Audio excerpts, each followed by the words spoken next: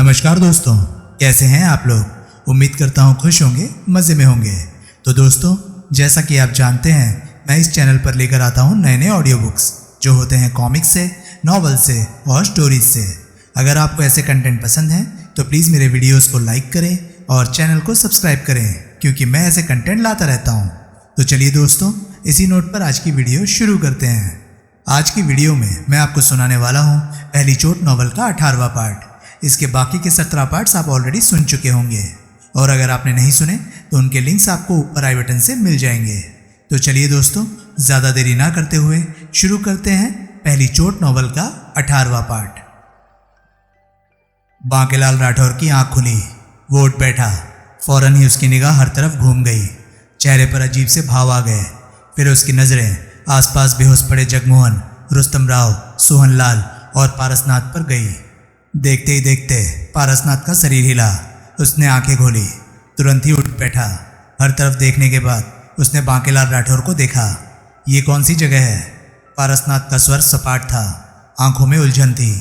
पारसनाथ, थारी अकल घास चढ़ो गए हो क्या? बांकेलाल राठौर ने गहरी सांस ली। पहलो भी पेशीराम हम सेवों को ऐसी किसी जगह के लायो और फिर ताज लानो वास्तव भेज दो। तिलस्मी नगरी में गयो, दालू बाबा को वड़ो। ये सब वो पेशीराम इसलिए करो कि देवराज चौहान और मोना चौधरी में दोस्ती हो जाओ। तो इस बारों भी पेशीराम हम सबों को ऐसो ही मुसीबत में धकेलो हो। पारसनाथ अपने खुरदरे चेहरे पर हाथ फेरने लगा। ठीक कहला बाप। रुस्तम राव आंखें मलता उठ बैठा। पेशीराम अब भी ऐसा ही टाँका भिड़ेला। दोनों ने रुस्तम राव को देखा, जिसके चेहरे पर गंभीरता के भाव थे। कुछ ही देर में जगमोहन और सोहनलाल को भी होश आ गया। सब उलझन में थे कि वो लोग कहाँ पर है, परंतु हर कोई गंभीर और बेचैन सा भी नजर आ रहा था कि कहीं पेशीराम पहले की तरह उन्हें जादुई और तिलस्मी खतरों में ना भेज दे। पहले की घटनाएं जानने के लिए बढ़े अनिल मोहन के उपन्यास जीत का ताज, ताज के दावेदार, कौन लेगा ताज। महाजन की आंख खुली तो फौरन उठ बैठा। चंद कदमों की दूरी पर उसने नगीना को टहलता पाया। उसने आसपास देखा, परंतु राधा कहीं भी नजर नहीं आई। महाजन की निगाह नगीना पर जा टिकी। राधा कहाँ है? महाजन पूछते हुए खड़ा हो गया। मालूम नहीं, मुझे होश आया तो मैंने सिर्फ तुम्हें ही बेहोश देखा, नगीना ने गंभीर स्वर में कहा। यह कैसे हो सकता है? राधा को पास ही होना चाहिए। महाजन की व्याकुल निगाह इधर उधर घूमने लगी। नगीना भी हर तरफ देख रही थी कि शायद राधा नजर आ जाए। तुमने तो उसके साथ कुछ बुरा नहीं कर दिया? एकाएक महाजन ने उन्हें नगीना को देखकर कहा। नगीना ने महाजन को देखा, फिर शांत भाव से मुस्कुरा पड़ी। राधा ने मेरे साथ ऐसा कुछ नहीं किया कि मैं उसका बुरा करूं, नगीना ने सामान्य स्वर में कहा। तुम्हारे घर पर बेशक मैंने झूठ का ही ड्रामा किया, लेकिन उसमें भी राधा ने मेरा पूरा साथ दिया, मेरी सहायता की, मुझे हौसला देती रही। होंठ पीछे महाजन अपनी नज़रें दौड़ाने लगा। कहाँ चली गई वो? यहाँ का मौसम नज़ारा बहुत अच्छा है, नगीना बोली। शायद वो पास ही कहीं घूम रही हो सकता है ऐसा ही हुआ हो, महाजन ने कहा। मैं राधा को देखने जा रहा हूँ। मैं नहीं जानता कि ये जगह कैसी है। तुम्हारा अकेले रहना ठीक नहीं होगा। चाहो तो मेरे साथ आ सकती हो। मैं अपने को तुमसे भी और दूसरों से भी बचा सकती हूँ। वैसे तुम्हें मेरी चिंता क्यों? क्योंकि तुम देवराज चौहान की पत्नी हो। बिना वजह तुम्हारे साथ कुछ बुरा हो जाए तो मुझे अच्छा नहीं लगेगा। नगीना ने महाजन को देखा, फिर कह उठी। चलो। दोनों वहाँ से आगे बढ़ने लगे। कुछ अंदाज़ा लगा सकते हो कि फ़कीर बाबा हमें कहाँ ले आया है? नगीना ने शांत स्वर में पूछा। मैं नहीं जानता कि पेशीराम कहाँ लाया है हमें, महाजन गंभीर स्वर में कह उठा। लेकिन मुझे किसी बड़ी मुसीबत के आने का अंदेशा लग रहा है। क्या मतलब? एक बार पहले भी पेशीराम हम सबको ऐसी जगह ले आया था और वहाँ से हमें जादुई तिलस्मी नगरी भेज दिया था, जहाँ कदम कदम पर मौत से भरे खतरे थे। और जब तिलस्मी ताज लेने गए थे, नगीना कह उठी। हाँ, महाजन ने गहरी सांस ली। इस बार भी पेशीराम कहीं ऐसी ही किसी जगह ना भेज दे जहाँ। कहते कहते महाजन रुक गया। सामने से जगमोहन, बांकेलाल राठौर, रुस्तम राव, सोहनलाल और पारसनाथ आते दिखाई दिए। महाजन की आंखें सिकुड़ गई। ये लोग भी यहाँ हैं? महाजन के होंठों से निकला। भाभी, जगमोहन की खुशी से भरी आवाज़ उनके कानों में पड़ी। बहना, दीदी, अपन भी इधर ही होएला। नगीना के चेहरे पर मुस्कान फैल गई। देवराज चौहान और मोना चौधरी तक पहुँचने में उन्हें ज़्यादा वक्त नहीं लगा। जल्दी उन दोनों को तलाश कर लिया गया। राधा की स्थिति देखकर सब चौंके थे। ये कौन है? जगमोहन ने दांत भींचकर कठोर स्वर में पूछा। ये राधा है, महाजन की पत्नी, नगीना ने कहा। ये तो देवराज चौहान को सिरों को कुचलो हो। अब तो यो हिलो ना ही। पेशीरामी ऐसा करके इसे रोकेला बाप। देवराज चौहान को बेहोश देखकर इसने सोचा होगा कि मौका अच्छा है इसे खत्म करने का। महाजन व्याकुल बेचैन निगाहों से राधा को देख रहा था। मुझे ठीक कर नीलू। राधा के होंठ हिले। ये मुझे क्या हो गया है? तुझे ऐसा नहीं करना चाहिए था राधा, महाजन ने गंभीर स्वर में कहा। अब हम पेशीराम के मेहमान हैं, एक दूसरे पर वार करेंगे तो उसकी शक्तियां ऐसा होने से रोक देंगी। हो सकता है पेशीराम सजा भी दे दे। सच नीलू? मुझे मालूम नहीं था, राधा ने मुंह लटका कर कहा। अब तो मुझे ठीक कर दो। मैं कुछ नहीं कर सकता, महाजन ने भीचे स्वर में कहा। जब पेशीराम चाहेगा तभी तुम सामान्य अवस्था में आओगी। तभी मोना चौधरी के शरीर में हरकत हुई। सबकी नजरें मोना चौधरी पर जा टिकी। धीरे धीरे मोना चौधरी की आंखें खुली तो तुरंत बैठी, फिर खड़ी हो गई। सबको अपने पास ही देखकर कुछ हैरान हुई, फिर अपने पर काबू पा लिया। राधा की हालत देखकर उसके होंठ सिकुड़े। तब तक नगीना बेहोश पड़े देवराज चौहान के पास पहुंच चुकी थी। उसके पेट पर बड़ा सा जख्म देखकर वो तड़प उठी थी। उसने जल्दी से जगमोहन से कहा, जगमोहन, इनके पेट में जख्म है। जगमोहन पहले ही उस बड़े जख्म को देख चुका था। भाभी, जगमोहन ने गंभीर स्वर में कहा, इस वक्त हम पेशीराम के मेहमान हैं। वो देवराज चौहान को कुछ नहीं होने देगा। पेशीराम के सामने आते ही सब ठीक हो जाएगा। उसी पल देवराज चौहान भी होश में आ गया। कैसे हैं आप? नगीना के होंठों से निकला। ठीक हूँ। आपके पेट में जख्म है, गहरा है, ठीक हो जाएगा। कहते हुए देवराज चौहान की नज़रें राधा पर जा टिकी। वो समझ गया कि राधा उसे पत्थर से मारने जा रही थी कि पेशीराम की शक्तियों ने उसे रोक दिया। देवराज चौहान उठ खड़ा हुआ। सबकी नज़रें मिली। देवा। तभी फकीर बाबा की फुसफुसाहट देवराज चौहान के कानों में पड़ी। कैसा है तू? ठीक हूँ पेशीराम। होठ हिले देवराज चौहान के। राधा तेरा सिर कुचलने जा रही थी, मेरी शक्तियों ने रोक लिया। अब ये मैं तेरे पर छोड़ता हूँ कि तू राधा को ऐसे ही रहने देता है या उसे सामान्य अवस्था में लाना चाहेगा। फकीर बाबा के फुसफुसाहट कान में पड़ रही थी। अगर राधा को ठीक देखना चाहता है तो उसके कंधे पर हाथ रख देना, वो पहले की तरह सामान्य हो जाएगी। समझ गया पेशीराम। सबकी निगाह देवराज चौहान पर थी। उसके बाद सबको लेकर उस दिशा की तरफ बढ़ना जिधर सफ़ेद चट्टान है। कुछ ही देर में मुझ तक पहुँच जाओगे। हम आ रहे हैं पेशीराम। देवराज चौहान के होंठ हिले। उसके बाद फकीर बाबा की आवाज़ देवराज चौहान के कानों में नहीं पड़ी। पेशीराम से बात कर रहे थे? जगमोहन के होंठों से निकला। हाँ, कहने के साथ ही देवराज चौहान राधा के पास पहुंचा और अपना हाथ राधा के कंधे पर रखा। राधा का शरीर को करंट जैसा झटका लगा। दोनों हाथों में उठा रखा बड़ा सा पत्थर देवराज चौहान पर गिरने को हुआ कि देवराज चौहान ने फुर्ती से पत्थर को संभाला और एक तरफ फेंक दिया। राधा सामान्य अवस्था में आ गई थी। नीलू, मैं ठीक हो गई। राधा महाजन के पास पहुंची। अब मैं चल फिर सकती हूँ। राधा को ठीक करने के लिए तुम्हें पेशीराम ने कहा था कि कंधे पर हाथ रखना है, मोना चौधरी ने देवराज चौहान से कहा। हाँ, पेशीराम हम लोगों को यहाँ क्यों लाया है? महाजन कह उठा। देवराज चौहान और मोना चौधरी की नजरें मिली। पेशीराम ने बताया कि गुरुवर इस वक्त परेशानी में है। मोना चौधरी गंभीर स्वर में कह उठी। वो अपनी शक्तियों को बॉल जैसी किसी वस्तु में रखकर महत्वपूर्ण यज्ञ में व्यस्त हैं और उस यज्ञ को अधूरा नहीं छोड़ सकते। उधर कोई है जो गुरुवर की बॉल रूपी शक्तियों को तलाश कर रहा है और उनका मालिक बन सके और साथ गुरुवर के यज्ञ को खराब करने की कोशिश में लगा है। अगर वो उस बॉल को ढूंढने में सफल हो गया जिसमें गुरुवर की शक्तियां हैं तो वो गुरुवर की तरह बेपनाह ताकतों का मालिक बन जाएगा और गुरुवर का अस्तित्व ही समाप्त हो जाएगा। ये तो बहुत गड़बड़ हो जाएगा बाप। पेशीराम ने अभी नहीं बताया कि कौन है जो गुरुवर का अस्तित्व मिटा देना चाहता है। देवराज चौहान बोला। पेशीराम मजबूर है गुरुवर की सहायता न कर पाने को। ऐसे में वो चाहता है कि गुरुवर पर आने वाली परेशानी से हम मुकाबला करें, उस इंसान के इरादों को नाकाम बना दें जो गुरुवर की शक्तियों को पा लेना चाहता है। उसको तो वड़ कर रख देंगे हम। बांकीलाल राठौर गुस्से से कह उठा। पेशीराम है कहाँ? जगमोहन ने सख्त और गंभीर स्वर में कहा। पेशीराम ने हमें उस सफ़ेद चट्टान की दिशा की तरफ बढ़ने को कहा है कि वो उधर ही मिलेगा। देवराज चौहान की नज़र कुछ दूर मौजूद चांदी की तरह चमकती सफ़ेद चट्टान पर जा टिकी। फकीर बाबा उस छोटे से गुलाबी रंग के मकान के आंगन की हरी घास पर समाधि की मुद्रा में बैठा था।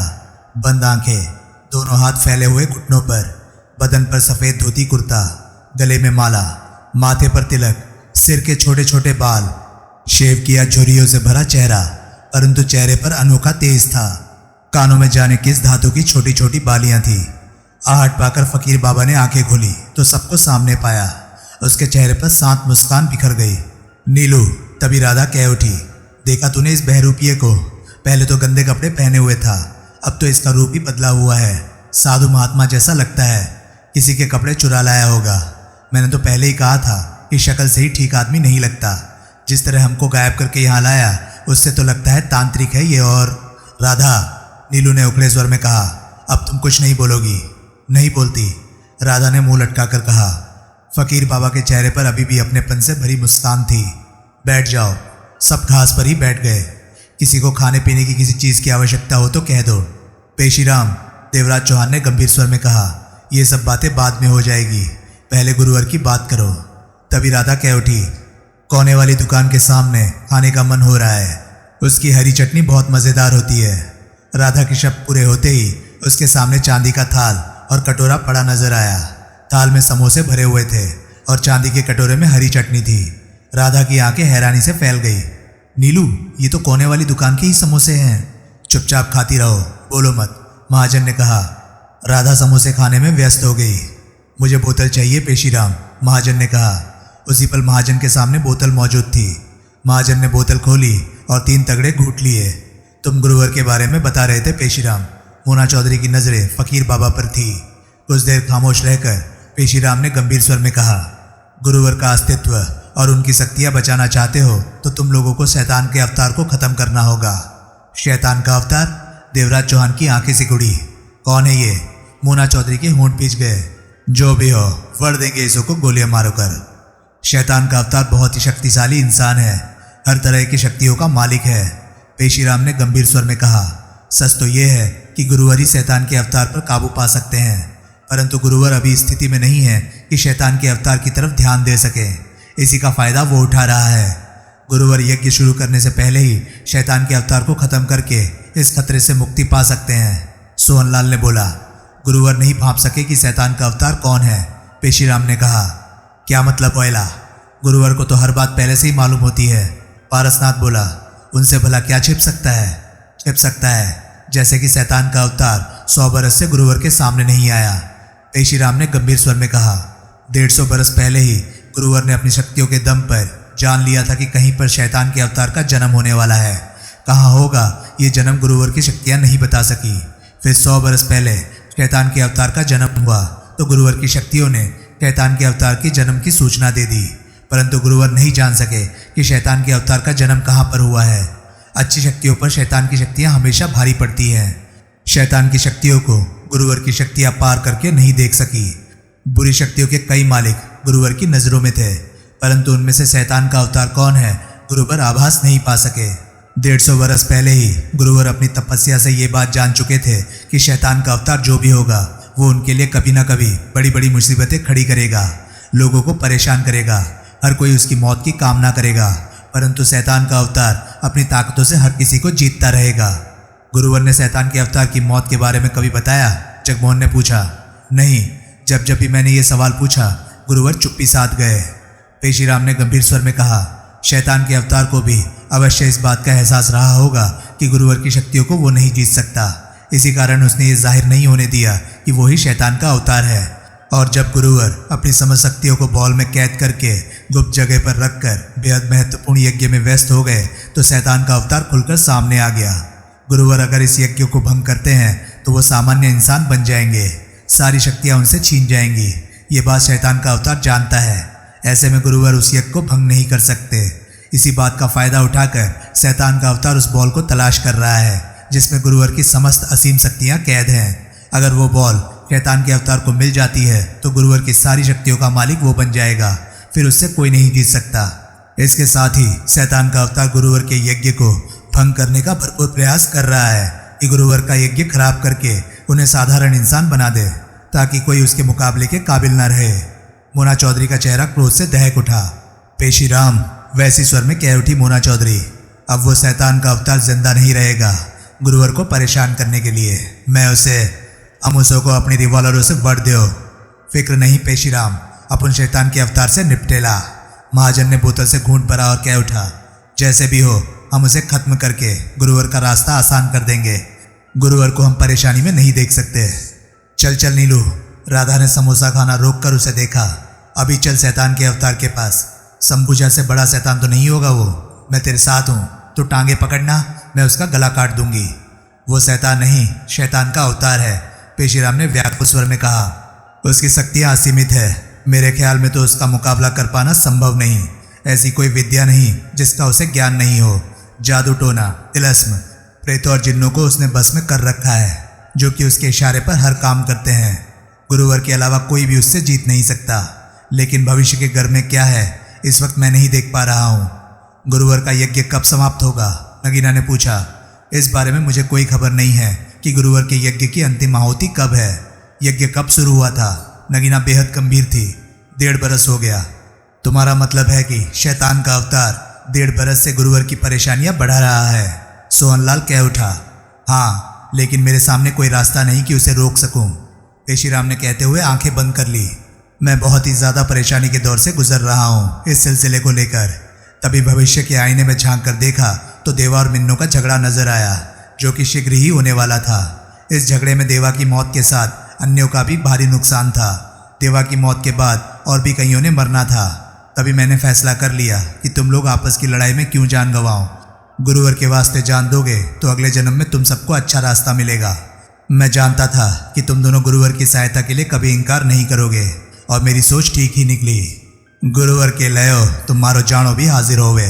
मैं नहीं देती जान। राधा समोसे को मुंह में ठूसे कह उठी। नीलू जान देने को कहेगा तो तब दूंगी। हम थारे से बात ना करो हो। मैं कहाँ मूछों वालों से बात कर रही हूँ। मूछ वाले तो मुझे वैसे भी अच्छे नहीं लगते, राधा ने मुंह बनाकर कहा। बांकेलाल राठौर का हाथ मूछ पर जा पहुंचा। वो तीखे स्वर में कुछ कहने लगा तो रुस्तम राव कह उठा। बाप, वो औरत जात होएला, मूछ वाला औरत की बात का बुरा नहीं मानेला। छोरे, वो मारी मूछों को वड़ने की ट्राई करो हो। ऐसी बात नहीं होएला बाप, वो तो समोसा वड़ेला। देवराज चौहान ने गंभीर स्वर में कहा। शैतान का अवतार कहाँ रहता है पेशीराम? देवा, फकीर बाबा ने गंभीर स्वर में कहा। शैतान के अवतार से टक्कर लेने में जान जा सकती है। पेशीराम, देवराज चौहान दरिंदा सा लगने लगा। तुम बताओ, शैतान का अवतार कहाँ रहता है? किसी की जान लेने के लिए अपनी जान को भी दांव पर लगाना पड़ता है। बताओ पेशीराम। मोना चौधरी के चेहरे पर खतरनाक भाव थे। शैतान का अवतार कहाँ मिलेगा? फकीर बाबा ने सबके चेहरे पर गंभीर निगाह मारी। क्या तुम सब मौत को गले लगाने को तैयार हो? सबने हाँ में दृढ़ता से आवाज लगाई। राधा कह उठी। मेरे बारे में नीलू से पूछ लो, वो जो कहेगा मैं वही करूंगी। कहते हुए राधा ने समोसों का थाल एक तरफ सरका दिया। फकीर बाबा चुप कर गया। सबकी निगाह उस पर थी। कुछ लंबी चुप्पी के बाद फकीर बाबा ने गंभीर स्वर में कहा।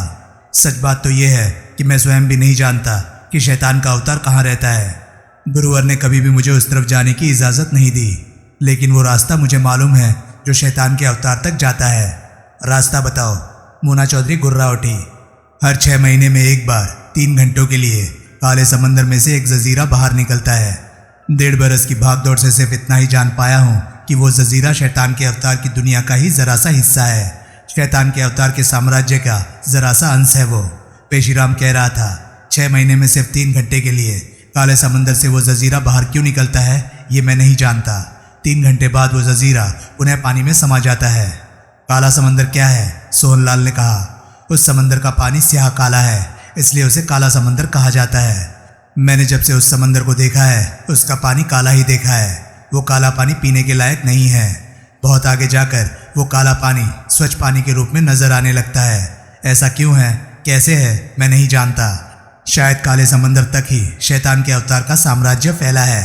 तुम्हारा मतलब है कि अगर हम उस जजीरे में प्रवेश कर जाएं तो शैतान के अवतार की दुनिया में पहुंच सकते हैं। महाजन होठ भींचे कह उठा। हाँ, शैतान के अवतार की दुनिया में जाने के लिए मात्र एक वो जजीरा ही रास्ता है। वहाँ तुम लोगों के साथ अच्छा होगा या बुरा होगा मैं नहीं जानता। फकीर बाबा ने बेचैनी से कहा। तुम लोगों के मौत के रास्ते भी वही होंगे और बचाव के रास्ते भी वही होंगे।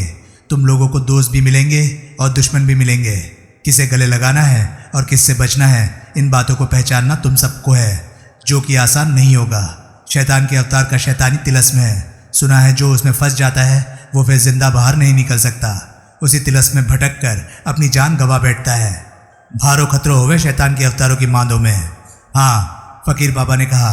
शैतान के अवतार के पास जादुई करिश्मे हैं। उसके जादू टोने से जो प्रभावित हो जाता है वो कभी मुक्त नहीं हो सकता। उसके द्वारा काबू किए गए जिन प्रेत इतने ताकतवर हैं कि उनका मुकाबला बड़ी से बड़ी ताकतें भी नहीं कर सकती। वहाँ तुम लोगों के साथ ऐसी कोई शक्ति नहीं होगी जो कि तुम लोगों की सहायता कर सके। इस काम में गुरुवर का आशीर्वाद मेरे साथ होता तो बचाव की खातिर कई शक्तियाँ तुम लोगों के साथ कर देता, लेकिन गुरुवर की तरफ से मुझे ऐसी कोई आज्ञा नहीं है। वो यज्ञ में व्यस्त है और हम ये काम अपनी इच्छा से कर रहे हैं।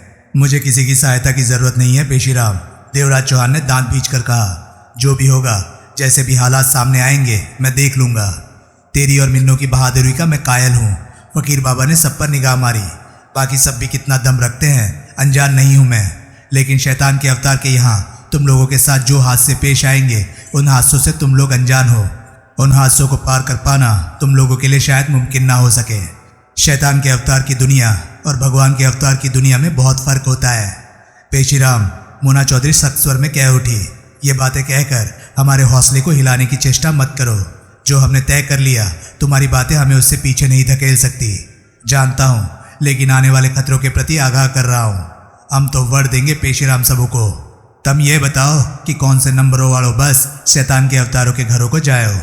बांकेलाल राठौर की आंखें सुलग उठी। जरूरत पड़ो तो हम उससे भी बड़े शैतान बन जाओ। पारसनाथ अपना खुरदरा चेहरा रगड़ने लगा। बाप, रुस्तम राव कह उठा। ओखली में सिर देला तो डंडों से काय को डरेला। नीलू, राधा ने महाजन को देखा। तू घबराना मत, मैं तेरे साथ हूँ। जवाब में महाजन के होठों पर हल्की सी मुस्कान उभरी। बाबा, नगीना कह उठी, ये घायल है, पेट का जख्म गहरा है। ऐसे में कोई बड़ा काम करना इन्हें तकलीफ दे सकता है। पहले ये ठीक हो जाए, तब इन्हें शैतान के अवतार के रास्ते पर भेज देना। फकीर बाबा की निगाह देवराज चौहान पर जा टिकी। दूसरे ही पल वो होठों ही होठों में कुछ बुदबुदाया। उसी पल देवराज चौहान का जख्मी पेट सामान्य दिखने लगा। नगीना ने यह सब देखा तो चेहरे पर हैरानी आ ठहरी। मैंने तो पहले ही कहा था कि ये कोई बड़ा तांत्रिक है, राधा कह उठी। फकीर बाबा ने गंभीर निगाहों से देवराज चौहान और मोना चौधरी को देखा। जहाँ तुम लोग जा रहे हो वहाँ कदम कदम पर तुम लोगों को शैतान के पुजारी मिलेंगे। कौन क्या है देखकर भी समझ नहीं पाओगे। ऐसे में किसी पर भरोसा करोगे तो जान से जाओगे और नहीं करोगे तो जान से जाओगे। सबकी निगाह फकीर बाबा पर थी। तुम दोनों आपस में झगड़ा करके एक दूसरे को जीतना चाहते हो, सामने वाले को नीचा दिखाना चाहते हो, कहते हुए पेशीराम के चेहरे पर गंभीर मुस्कान उभरी। ऐसे में मैं तुम दोनों को अपनी बहादुरी साबित करने का मौका दे रहा हूँ। शायद तुम दोनों की हार जीत का भी फैसला हो जाए। क्या मतलब? महाजन ने कहा। शैतान के अवतार को खत्म करने जा रहे हो तुम लोग। वैसे तो मुझे पूरा यकीन है कि शैतान के अवतार को खत्म नहीं कर सकोगे और वहाँ से कभी भी जिंदा नहीं लौट सकोगे। अगर जिंदा वापस लौट आए तो ये एक करिश्मा ही होगा मेरे लिए। फकीर बाबा ने परेशान गंभीर स्वर में कहा। फिर भी एक मौका अपने पास रखकर देवा और मिन्नों से ये बात कर रहा हूँ कि तुम दोनों में से जो भी शैतान के अवतार को खत्म करेगा वो जीता माना जाएगा और दूसरे को अपनी हार स्वीकार करनी होगी। देवराज चौहान और मोना चौधरी की सुलगती नजरें आपस में मिली। सबने उन दोनों को देखा। तुम दोनों अपना झगड़ा खत्म क्यों नहीं करते? नगीना कह उठी। आखिर क्या रखा है लड़ाई में? नगीना ठीक ही तो कह रही है, राधा कह उठी। झगड़े का अंत बुरा ही होता है, प्यार मोहब्बत से रहने का मजा ही कुछ और है। क्यों नीलू, मैंने ओके ओके बोला ना? देवराज चौहान और मोना चौधरी के चेहरे सख्त हुए पड़े थे। मुझे मंजूर है पेशीराम, मोना चौधरी कह उठी। हार जीत का फैसला इस तरह ही सही। फकीर बाबा ने देवराज चौहान को देखा। तुम्हें मंजूर है देवा? मुझे कोई एतराज़ नहीं। अगर इस तरह तुम्हारी हार जीत का फैसला हो गया तो उसके बाद तुम दोनों आपस में दुश्मनी ना रखकर दोस्ती की तरह रहोगे। गुरुवर के सामने अपनी दोस्ती को स्वीकार करोगे ताकि वो मुझे श्राप से मुक्ति दे सके और मैं ये शरीर त्याग कर नया जन्म ले सकूं। देवराज चौहान और मोना चौधरी की आंखें मिली। दोनों ने सहमति में सिर हिला दिए। पेशीराम, पारसनाथ ने गंभीर स्वर में कहा, तुमने कहा कि काले समंदर से हर 6 महीने में एक बार रात को वो जजीरा समंदर से बाहर आता है जो कि शैतान के अवतार तक पहुंचने का एकमात्र रास्ता है। अब वो जजीरा कब बाहर निकलेगा? कितना समय अभी बाकी है उसमें? आज रात वो जजीरा काले समंदर से बाहर आएगा, पेशीराम ने कहा। आज रात? हाँ, आज की रात गुजर गई तो फिर उस जजीरे के इंतजार में हमें 6 महीने का लंबा इंतजार करना पड़ेगा, पेशीराम ने कहा। इसलिए आज रात ही जब वो जजीरा काले समंदर से बाहर आएगा तो तुम लोगों को उस जजीरे में प्रवेश कर जाना है। ठीक 3 घंटे बाद वो जजीरा पुनः काले समंदर के भीतर समा जाएगा। जजीरे में प्रवेश करते समय तुम लोगों के सामने क्या परेशानियां या रुकावटें आएंगी इस बारे में मुझे कुछ नहीं मालूम। जो भी होगा उनका सामना तुम लोगों ने ही करना है। ये जजीरा, ये टापू आता कहाँ से है और जाता कहाँ है? सोहनलाल ने पूछा। मुझे ज्ञात नहीं, फकीर बाबा ने इनकार में सिर हिलाया। लेकिन वो छोटा सा टापू तुम सबको शैतान के अवतार की दुनिया में ले जाएगा जो कि पिछले 1.5 बरस से गुरुवर को परेशान किए हुए है। उस बॉल को तलाश कर रहा है जिसमें गुरुवर ने अपनी समझ शक्तियां बंद रखी हैं। वर देंगे शैतान के अवतार को, बांकेलाल राठौर खतरनाक स्वर में कह उठा। तभी महाजन ने कहा, पेशीराम, तुम तो जानते ही हो कि बोतल के बिना मेरा काम नहीं चल सकता। नील सिंह, जन्म पुरानी तेरी और गुलचंद की नशे की आदत से मैं वाकिफ हूँ। पेशीराम ने गंभीर स्वर में कहा। तुम और गुलचंद, सोहनलाल, जब भी नशा पाने की इच्छा जाहिर करोगे उसी वक्त ज़रूरत का सामान तुम लोगों के सामने हाजिर हो जाएगा। महाजन और सोहनलाल की नज़रें मिली। रात होने में कितना वक्त बचेला पेशीराम? रुस्तम राव ने पूछा। तुम लोग नहा लो, कुछ खा लो, वक्त बीत जाएगा, तब तक अंधेरा घिर आएगा, पेशीराम ने गंभीर स्वर में कहा। उसके बाद मैं तुम सबको काले समंदर तक ले चलूंगा। सबने गंभीर निगाहों से एक दूसरे को देखा। जजीरा, टापू कब काले समंदर से बाहर निकलेगा? जगमोहन ने पूछा। रात के ठीक 12 बजे और ठीक 3 बजे वापस काले समंदर में प्रवेश करना शुरू हो जाएगा, पेशीराम ने जवाब दिया। रात का अंधेरा कब का फैल चुका था। चांद पूरा निकला हुआ था। आकाश में तारे मोतियों की भांति चमकते नजर आ रहे थे। चांद की रोशनी में दूर दूर तक पानी की काली सतह नजर आ रही थी। सतह हौले हौले हिल रही थी, जिससे कि उसके पानी होने का एहसास हो रहा था, वरना वो समतल जमीन ही महसूस हो रही थी। काला समंदर था वो। किनारे पर देवराज चौहान, मोना चौधरी, जगमोहन, महाजन, पारसनाथ, सोहनलाल, बांकीलाल राठौर, रुस्तम राव, नगीना और राधा मौजूद थे। उनसे कुछ दूरी पर फकीर बाबा खड़ा था। चांदनी रात होने की वजह से वे लोग एक दूसरे को बहुत हद तक स्पष्ट देख रहे थे। छोरे, थारो घड़ो का टाइम देवे हो? रुस्तम राव ने कलाई पर घड़ी देखने के बाद कहा। 11 बजे ला बाप। टापू के समंदरों से बाहर आने को 1 घंटों का वक्त हो वो अभी। महाजन ने हाथ में पकड़ी बोतल से घूंट भरा और पारसनाथ के पास पहुंचकर गंभीर स्वर में बोला। मेरे ख्याल में हम बहुत बड़े खतरे में कदम रखने जा रहे हैं। हाँ, पारसनाथ ने सपाट स्वर में कहा। हम एक ऐसी अंधेरी गली में प्रवेश करने जा रहे हैं जहाँ रोशनी का जरा भी इंतजाम नहीं। रास्ता नजर नहीं आएगा। गली में गड्ढा, कुआं या घात लगाए लोग हमारे इंतजार में मौजूद हो सकते हैं। हम उनका मुकाबला नहीं कर सकते। गुरुवर की बात ना होती तो मैं कभी भी इस मामले में दखल ना देता। तुम क्या, हम सब ही गुरुवर की खातिर शैतान के अवतार से टक्कर लेने जा रहे हैं। पेशीराम ने कहा कि शैतान के अवतार से सिर्फ गुरुवर टक्कर ले सकते हैं। महाजन बेचैन सुर में बोला। इस बात से स्पष्ट है कि वो असीम शक्तियों और ताकतों का मालिक है। ऐसे में हम लोग उसका मुकाबला कैसे कर सकेंगे? वो जादुई करिश्मे जानता है, तिलस्म है उसका, जादू टोना जानता है, जिन्न और प्रेतों को अपने कब्जे में रखा है, जो उसके इशारे पर कुछ भी कर सकते हैं। हमारा शैतान के अवतार के साथ मुकाबला जरा भी बराबर का नहीं है।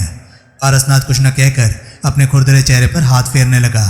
उधर राधा नगीना से कह रही थी, तूने मेरे घर पर झूठी बातें कहकर मुझे बहुत बेवकूफ़ बनाया। मैंने कुछ बुरा नहीं किया तुम्हारे साथ, सो तो है, लेकिन तुम मोना चौधरी को देवराज चौहान के हाथों ख़त्म करवाना चाहती थी। मैं कुछ नहीं चाहती। जो मेरे पति ने कहा मैंने वही किया। तू भी तो अपने पति की हर बात मानती है, नगीना बोली। हाँ, पति की बात नहीं मानूंगी तो क्या उस मूंछों वाले गधे की बात मानूंगी? राधा ने मुंह बनाया। बांकीलाल राठौर के कानों में ये शब्द पड़े। चोरे! बांकीलाल राठौर का हाथ मुझ पर जा पहुंचा। वो औरत फिरो मारी मूंछों पर वार करो हो। आप वो बच्ची होएला, वो नहीं जानेला मूंछों की पावर। रुस्तम राव कह उठा। क्या बतायो छोरे धारो को? वो मारी गुरदासोपुर वाली मारे को बहुत याद आवो। एक बार वो हमने पूछो को मुंड ले हो तो वो मारे से बहुत नाराज हो गए हो। बोलो कि हम थारी मूंछों को पहले प्यार करो, बाद में थारो को। जब तक मारी मूंछो बड़ो बड़ो ना हो गए हो तब तक उसने मारो से बात ही ना कहे हो। जब वो देखो कि मारो मूंछो पैड़ों की तरफ फिट हो गए हो तो फिर लस्सी का बड़ो गिलास पिलायो, मक्खनों का गोला डालोगे, मक्की की रोटी और सरसों का सागो खिलायो खेतों में बिठा के। और जब वो तक हम खायो वो बहुत प्यार प्यार से दुपट्टे से मक्खियों को उड़ायो। यही प्यार होएला बाप। वो बहुत चाहो मारो को, अणुसों को बापों ने उसों का ब्याह दूसरों के साथों करो दियो। बांकीलाल राठौर ने गहरी सांस ली। तब बने गुरदासपुर ही छोड़ दियो। मारो तो वहाँ पे सबो कुछ ही खत्म हो गयो। हौसला रखेला बाप, ये दुनिया बहुत गड़बड़ होएला। तभी मोना चौधरी की आवाज़ वहाँ गूंजी। पेशीराम, कहीं ऐसा तो नहीं कि वो टापू आज समंदर से बाहर निकले ही नहीं? ऐसा आज तक नहीं हुआ मिन्नो। आज ऐसा हो गया तो इसका जवाब मेरे पास नहीं है। देवराज चौहान ने पेशीराम से कहा, अगर जजीरा बाहर नहीं आया तो हम समंदर की तह में जाकर उसकी तलाश कर सकते हैं। कोई फ़ायदा नहीं देवा, पेशीराम ने शांत स्वर में कहा। ये शैतान के अवतार के खेल हैं। पानी की गहरी से गहरी तह में जाकर भी तुम्हें कुछ नहीं मिलेगा, सिर्फ समंदर की ऊबड़ खाबड़ जमीन मिलेगी। काला पानी होने की वजह से समंदर की गहराई में तुम कुछ भी स्पष्ट से नहीं देख सकोगे। शैतान के अवतार की दुनिया समंदर के पानी में नहीं हो सकती। वो कमज़ोर नहीं है जो छिप कर रहे। तुमने उसे देखा है? जगमोहन ने पूछा। नहीं, मैंने उसे कभी नहीं देखा, पेशीराम बोला। 12 बजने दो, अभी जजीरे के बाहर आने में वक्त बाकी है। सोहनलाल ने गोली वाली सिगरेट सुलगाकर कश लिया। वो शैतान का अवतार, हम मामूली इंसान, ऐसे में हम उसका क्या बिगाड़ सकेंगे? वो जगमोहन से बोला। सोहनलाल, जगमोहन के दांत भिज गए। मुकाबले से पहले नहीं सोचा जा सकता कि अंजाम क्या होगा। अंजाम भगवान के हाथ में और काम इंसान के हाथ में। होने को हम टाल नहीं सकते, तो बेकार की बातों को सोचने से क्या फ़ायदा। फकीर बाबा का स्वर सबके कानों में पड़ा। वहाँ तुम लोगों ने आपसी झगड़ा बुला देना है, एक साथ मिलकर काम करना है। अगर तुम लोगों के आपसी झगड़े जारी रहे तो इसका फ़ायदा शैतान के अवतार को मिलेगा। नुकसान तुम लोगों का होगा, और वो नुकसान होगा तुम लोगों की जान जाने का। यज्ञ के इस नाजुक वक्त में गुरुवर की परेशानियां जान देकर भी दूर ना कर सके तो जान देने का क्या फ़ायदा। मिलकर रहोगे तो तुम लोगों की शक्तियां बढ़ेगी, वरना शैतान के अवतार के सामने और भी कमज़ोर पड़ जाओगे। सब ने एक दूसरे को देखा, कहा कुछ नहीं। चुप्पी सी छा गई। रात के 12 बजने में ज़्यादा वक्त बाकी नहीं बचा था। रात के ठीक 12 बजे सबकी नज़रें काले समंदर पर ही थी। फिर उन्हें जो देखने को मिला वो ठगे से खड़े रह गए। बहुत ही विस्मयकारी दृश्य उनके सामने आता जा रहा था, जो कि विश्वास के काबिल नहीं था, परंतु अविश्वास का भी कोई कारण नहीं था। अपनी आंखों से सब कुछ देख रहे थे, सब कुछ उनके सामने ही था। पहले उन्हें एक तीव्र रोशनी देखने को मिली, जैसे कोई बल्ब जल रहा हो। वो धीरे धीरे समंदर से निकलकर आकाश की तरफ बढ़ने लगा था।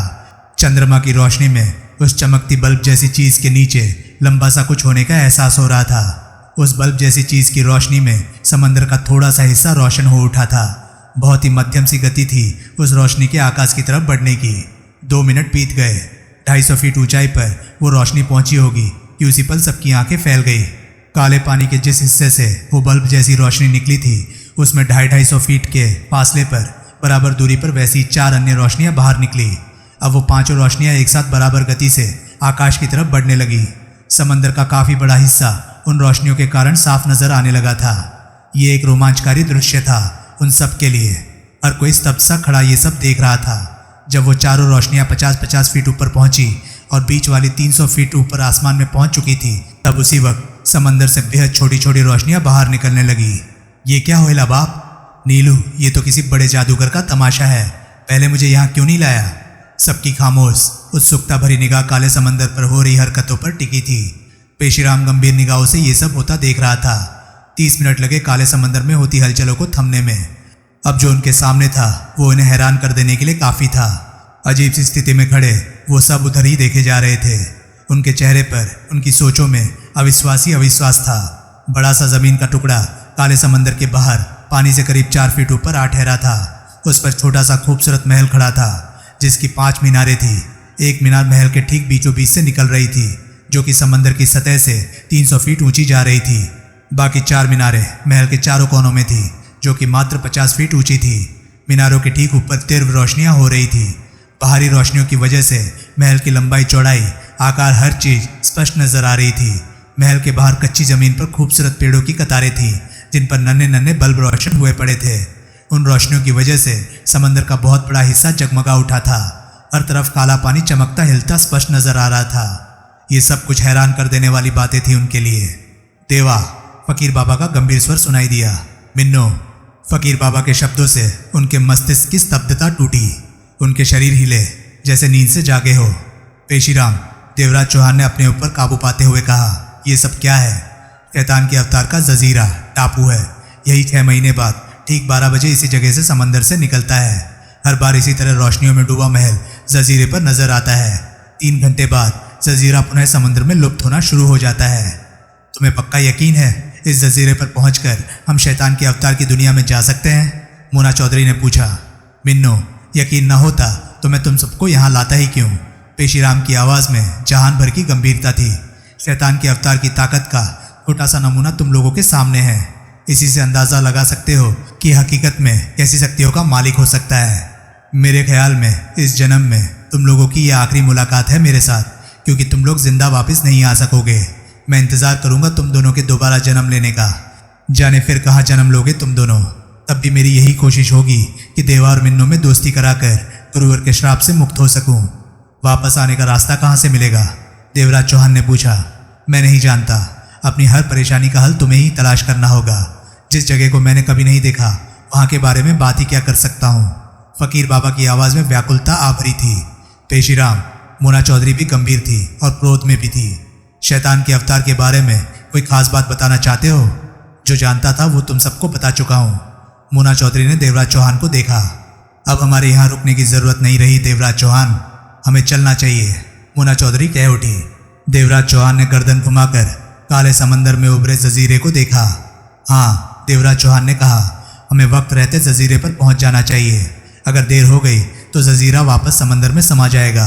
फिर इसकी वापसी के लिए हमें 6 महीने का इंतजार करना पड़ेगा और इन 6 महीनों में शैतान का अवतार गुरुवर की परेशानियों को और बढ़ा चुका होगा। मोना चौधरी का चेहरा और भी सख्त हो गया। हम शैतान के अवतार के इरादों को कामयाब नहीं होने देंगे देवराज चौहान। रही बात आपसी झगड़े की तो वक्त आने पर वो भी देख लेंगे। मुझे विश्वास है कि हम कामयाब रहेंगे मोना चौधरी। कहने के पश्चात देवराज चौहान ने दृढ़ता भरी निगाहों से फकीर बाबा को देखा।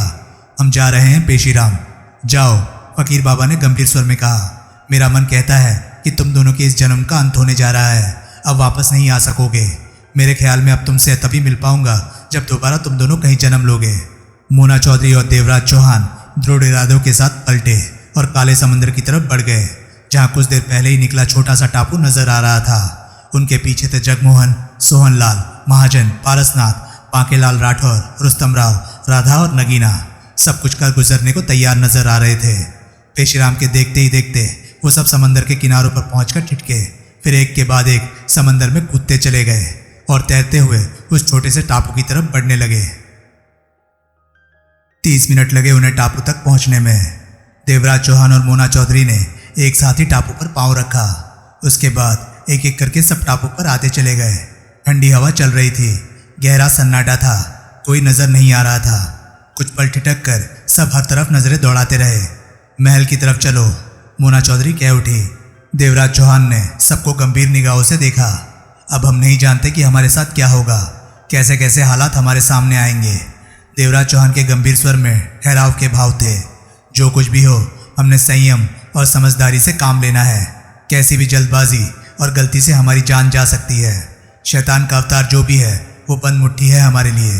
वो कौन है, दिखने में कैसा है, अपनी शक्तियों का इस्तेमाल किस तरह करता है, हमें इस बारे में ज़रा भी आभास नहीं। यकीन के साथ तो नहीं कह सकता, लेकिन हो सकता है शैतान के अवतार को खबर हो कि हमारे कदम उसकी तरफ बढ़ रहे हैं और बात को ध्यान में रखकर हमें आगे बढ़ना है। सारी बातों तो मारो को फिट लागू हो। मेरे ख्याल में महल में हम सबको एक साथ प्रवेश नहीं करना चाहिए, मोना चौधरी ने कहा। पहले एक को जाना चाहिए, अगर कोई खतरा आए तो कम से कम उस खतरे का रंग रूप देखा जा सके। मोना चौधरी ठीक कहती है, नगीना ने कहा। पहले मैं महल में जाऊंगा, महाजन कह उठा। नहीं, जगमोहन बोला, पहले मैं महल में जाऊंगा। मैं जा रही हूं महल में, मोना चौधरी कठोर स्वर में कह उठी। तुम सब यहीं खड़े रहो। जगमोहन की निगाह देवराज चौहान पर गई। किसी एक को तो महल में पहले जाना ही है, देवराज चौहान ने गंभीर स्वर में कहा। तो मोना चौधरी के जाने में क्या हर्ज है। उसी पल मोना चौधरी के कदम महल की तरफ बढ़ गए। कुछ दूरी पर महल का चमकता हुआ प्रवेश द्वार नजर आ रहा था। कुछ पहले से ही जमीन पर बिछा मखमली कालीन शुरू हो रहा था, जो महल के मुख्य द्वार की तरफ जा रहा था। सबकी व्याकुल गंभीर निगाह मोना चौधरी पर टिकी थी। मोना चौधरी रिवॉल्वर निकालकर हाथ में ले चुकी थी। ठहर जा, मोना चौधरी ने ठीक प्रवेश द्वार पर महल के भीतर कदम रखने के लिए पैर उठाया तो तेज सी आवाज उसके कानों में पड़ी, तो पैर को वहीं रोका और फिर वापस खींच लिया। हाथ में रिवॉल्वर थामे फुर्ती के साथ नजरें हर तरफ घुमाई तो सामने से ही एक व्यक्ति आता नजर आया। उसकी ऊंचाई 3 फीट की थी, सेहतमंद था, शरीर पर लंगोट जैसा कोई कपड़ा बांध रखा था। इसके अलावा और कुछ नहीं पहना हुआ था। सिर के बाल गर्दन तक झूल रहे थे। मोना चौधरी की पैनी निगाह उस पर टिकी हुई थी। 3 कदम पहले ही वो ठिठक गया और मोना चौधरी को देखकर मुस्कुराया।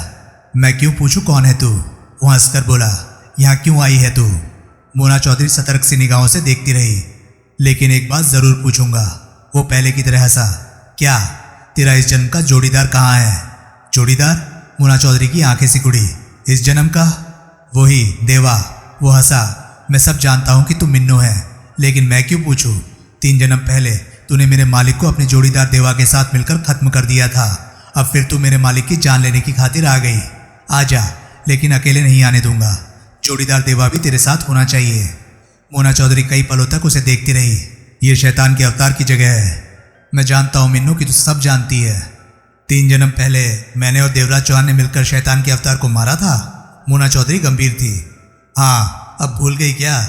तब तेरे मालिक यानी शैतान के अवतार का नाम क्या था? मैं क्यों बताऊं, तू ही जान। मोना चौधरी के दांत भींच गए। मालिक ने मुझे 50 बरस पहले ही बता दिया था कि तुम और देवा इसी रास्ते से आओगे फिर से उसकी जान लेने, और मैंने तुम लोगों का स्वागत करना है। उसने हंसते हुए कहा, लेकिन अकेले अकेले तो तेरा स्वागत नहीं करूंगा मिन्नू, देवा भी मेरे साथ है। उसे गहरी निगाहों से देखते मोना चौधरी ने कहा, बुला उसे, वो तेरे साथ ही क्यों नहीं आया? हंसा वो। उसके प्रति सावधान मोना चौधरी ने पलटकर ऊंचे स्वर में पुकारा। दूर वो सब रोशनी में स्पष्ट नजर आ रहे थे। मोना चौधरी के पुकारने की आवाज़ सुनते ही सब तेजी से उसकी तरफ आने लगे। जल्दी वो सब पास में थे। आ देवा, वो व्यक्ति हंसकर कह उठा। अधूरी जोड़ी को देखकर मुझे अच्छा नहीं लगा था, अब तो मन खुश हो गया।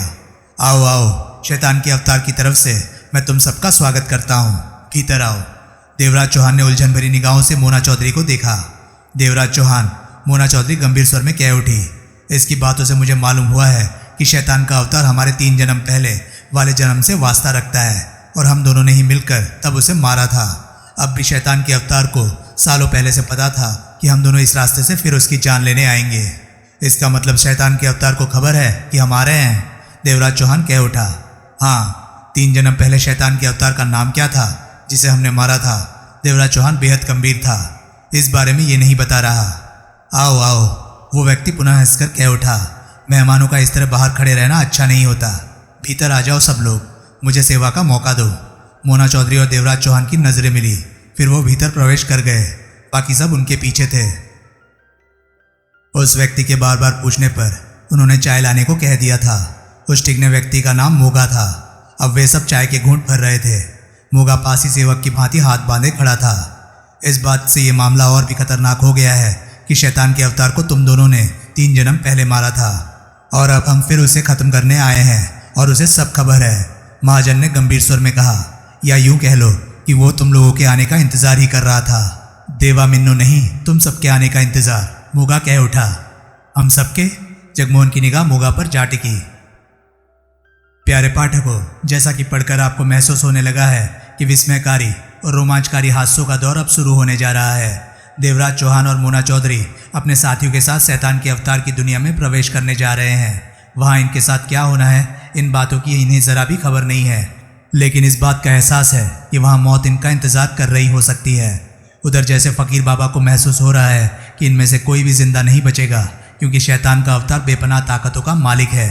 अब इनसे तभी मुलाकात होगी जब ये दोबारा कहीं जन्म लेंगे। तो क्या शैतान का अवतार वो बॉल ढूंढकर गुरुवर की अद्भुत शक्तियों का मालिक बन जाएगा? इन सबको शैतान का अवतार खत्म कर देगा? कैसी है शैतान के अवतार की नगरी? 3 जन्म पहले देवराज चौहान और मोना चौधरी शैतान के अवतार की जान किन हालातों में क्यों ली थी? कौन है शैतान का अवतार? ऐसे कई दिलचस्प सवालों के साथ हैरत अंगेज कहानी का हमारे सामने आना बाकी है। इन सब बातों को जानने के लिए पढ़े रवि पॉकेट बुक्स में अनिल मोहन का आगामी नया उपन्यास दूसरी चोट। हाँ, उसने कहा, 3 जन्म पहले तुम सब ने भी तो देवा और मिन्नू का साथ दिया था जग्गू। जग्गू, तुम मेरे 3 जन्म पहले वाले नाम को जानते हो? जगमोहन के होंठों से निकला। मैं तुम्हारे क्या, सबके नामों को जानता हूँ। तब अपने मालिक के साथ मैं भी तो मरा था। वो हंसते हुए कह रहा था, ये गुलचंद है, ये परसू, ये भंवर सिंह है, ये त्रिवेणी है, ये नील सिंह है, लेकिन इन दोनों बालाओं को नहीं जानता। 3 जन्म पहले तब ये बालाएं वहाँ नहीं थी। अब तो साथ उठने। राधा हाथ हिलाकर कह उठी, चुप कर, आराम से चाय पीने दे। सब हैरानी से उलझन में फंसे एक दूसरे को देखने लगे। नगीना बेहद गंभीर थी। ये तो बहुत गड़बड़ होइला बाप, रुस्तम राव ने भीचे स्वर में कहा। अपन लोग चुपके से शैतान के अवतार को खत्म करने वास्ते आयला था, पर वो तो अपन लोगों का आगा पीछा सब जानेला। अब वो अपन को जिंदा नहीं छोड़ेला। मारो मन तो करो कि गुरदासपुर ही दौड़े जाओ। हम ऐसा करो तो गुरुवर मारो बारो में का सोचो। हालात और भी खतरनाक हो गए हैं। देवराज चौहान ने मोना चौधरी को देखा। शैतान के अवतार को हम दुश्मन मानकर उसका मुकाबला करने चले थे, लेकिन वो तो हमारा पुराना दुश्मन निकला, जो कि पहले से ही तैयारी किए हुए है। तुम ठीक कहते हो देवराज चौहान। मुझे उम्मीद नहीं थी कि पहले कदम पर ही शैतान के अवतार की तरफ से हमें चोट मिल जाएगी, लेकिन हम इन बातों की परवाह करेंगे तो खुद को कमज़ोर पाएंगे। मौत से लड़ने का हमारा उत्साह कम नहीं होना चाहिए। देवराज चौहान के चेहरे पर शान से मुस्कान उभरी। मोगों की बातों सुनो के तुम्हारी पेट गिल्लू हो गए हो। सारो मालूम था उससे उधर से ही खिसक गए हो तो कहा वो तुम सबकी मौत निश्चित कर चुका है शैतान का अवतार। मोगा ने हौले हौले हंसते हुए कहा, वो जानता है कि तुम लोगों ने दालू बाबा से टक्कर ली और उसे मार दिया, हाकिम को ख़त्म कर दिया। वो हाकिम जो शैतान के अवतार का बहुत ही खास होता था। ये सब जानने के लिए पढ़ें अनिल मोहन के पूर्व प्रकाशित उपन्यास जीत का ताज, ताज के दावेदार और कौन लेगा ताज। हाकिम को ख़त्म करना खेल नहीं था, लेकिन तुम लोगों ने मार दिया उसे। शैतान के अवतार को तुम लोगों की शक्तियों का एहसास है। तुम लोगों की ताकतों को देखते हुए ही मालिक ने तुम सबकी मौत का प्रबंध किया है। तू हमें डरा क्यों रहा है? राधा ने उसे घूरा। आराम से चाय पीने दे। जवाब में मोगा हौले हौले हंसता रहा। निसंदेह वो समझ चुके थे कि शैतान का अवतार असीम ताकत का मालिक है, जिसका मुकाबला नहीं किया जा सकता। हाकिम जैसा शैतान अगर उसका चेला था तो शैतान का अवतार खुद कितना शक्तिशाली होगा। वो सब एक दूसरे का चेहरा देख रहे थे, हालातों को महसूस कर चुके थे कि आने वाले वक्त में क्या होने वाला है, परंतु कोई भी वापस पलटने को तैयार नहीं था। तभी उन सबको हल्का सा झटका लगा, कंपन महसूस हुआ। फिर सब ठीक हो गया। ये क्या हुआ था अभी? सोहनलाल के होठों से निकला। शैतान के अवतार की दुनिया की तरफ हमारी रवानगी शुरू हो गई है गुलचंद, मोगा हंसते हुए बोला। थारो मतलब कि टापू पाने में घुसो जावे है, बांकेलाल राठौर के होठों से निकला। हाँ, मोगा बोला। अब तुम सब बहुत जल्द हमारी दुनिया में प्रवेश करने जा रहे हो। सबने एक दूसरे को देखा। आंखों में एक ही सवाल था कि अब क्या होगा। महल पानी में जा रहा है तो हम भी पानी में डूब जाएंगे। राधा कह उठी, मत भूलो, अब तुम लोग शैतान के अवतार के मेहमान हो और उसकी मर्जी के बिना तो पत्ता भी नहीं हिलता। फिर पानी कैसे भीतर आ सकता है? मोगा हंसते हुए बोला। हवा, पानी, आग, सब कुछ मालिक की मुट्ठी में कैद है। देवराज चौहान और मोना चौधरी की नजरें मिली। वो सब चुप्पी से बैठे रहे। महल सहित टापू धीरे धीरे पानी में समाता चला गया। फकीर बाबा तब तक काले समंदर के किनारे खड़ा रहा जब तक कि वो सारा टापू, महल और महल के बीच वाले बुर्ज की ऊंची रोशनी वापस पानी में ना समा गई। अब हर तरफ काले समंदर का पानी नजर आ रहा था। इस एहसास के साथ फकीर बाबा के चेहरे पर दुख और अफसोस के भाव थे कि शैतान के अवतार से टकराकर ये लोग वापस जिंदा नहीं लौट सकेंगे। शायद इस जन्म का साथ खत्म हो गया, अब इनसे अगले जन्म में ही मिलना हो सकेगा। काले समंदर को देखते हुए फकीर बाबा ने आशीर्वाद की मुद्रा में हाथ उठाया, फिर होठों ही होठों में जाने क्या बुदबुदाया। उस पल फकीर बाबा का शरीर रुई के गोले में बदला, फिर वो रुई का गोला छोटा होता हुआ जाने कहाँ खो गया। समाप्त। तो दोस्तों, ये था पहली चोट नॉवल का आखिरी पार्ट। ये नॉवल आपको कैसा लगा, रोचक लगा या नहीं लगा, प्लीज़ अपनी राय कमेंट सेक्शन में मुझे ज़रूर बताएं। और हाँ, अगर आपको मेरे वीडियोस पसंद आ रहे हैं तो प्लीज़ उन्हें लाइक कीजिए और चैनल को सब्सक्राइब कीजिए, क्योंकि मैं ऐसे कंटेंट लाता रहता हूँ। तो चलिए दोस्तों, मैं मिलता हूँ अब आपसे अगली वीडियो में। तब तक के लिए नमस्कार, गुड बाय। सेफ रहिए, खुश रहिए, मज़े करिए।